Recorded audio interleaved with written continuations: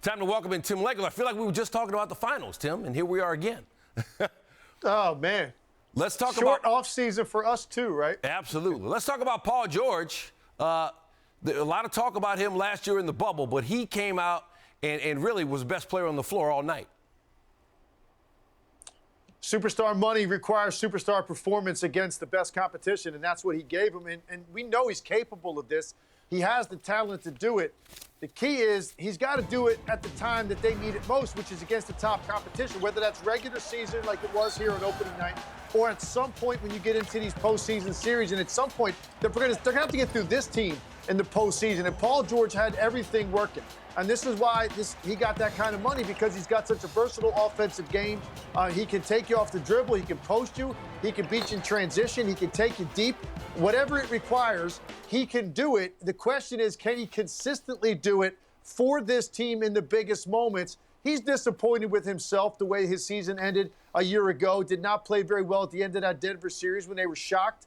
I think this team is better, though, Stan. I think they've got parts that complement their two stars better with Serge Ibaka, Luke Kennard, and even Nicholas Batum. I think the Clippers are a better team, but all that really is going to matter is if Paul George plays as well as he did tonight, when he has to have it at some point in the postseason when they see this team again down the road.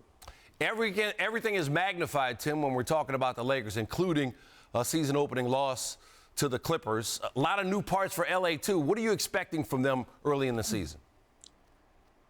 Yeah, I think they're using the beginning of the season almost like training camp, to be honest with you, because not only did you have a short turnaround, the shortest ever for an NBA champion in terms of time off, you also have new pieces you're trying to incorporate at the same time.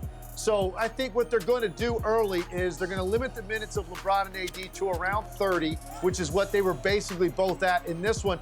And now they're trying to figure out, what are our best combinations? You've added a Montrezl Harrell, you've added a Dennis Schroeder, Marcus Gasol, Wes Matthews, and the list goes on. So now Frank Vogel has to take time that he didn't really have to use this in the regular season to incorporate these guys and figure out who does he want to ultimately start? What is his rotation going to look like in terms of those first 3 or 4 guys off the bench? And get everybody comfortable, get their legs under them. Would not be shocked at all if you saw the Lakers maybe get out of the gate to a 500 start over the first few weeks of the season. They're not worried about seeding. They know they've got the most talent in the NBA. And barring some sort of catastrophic injury to one of their top guys, Stan, I think this team has to be the prohibitive favorite to win another ring. So it's not about getting out of the gate, put your foot on the gas. It's about taking this time right now to ease your way into the season and hit your stride at the right time as you get closer to the playoffs. Thank you for watching ESPN on YouTube. For live streaming sports and premium content, subscribe to ESPN+.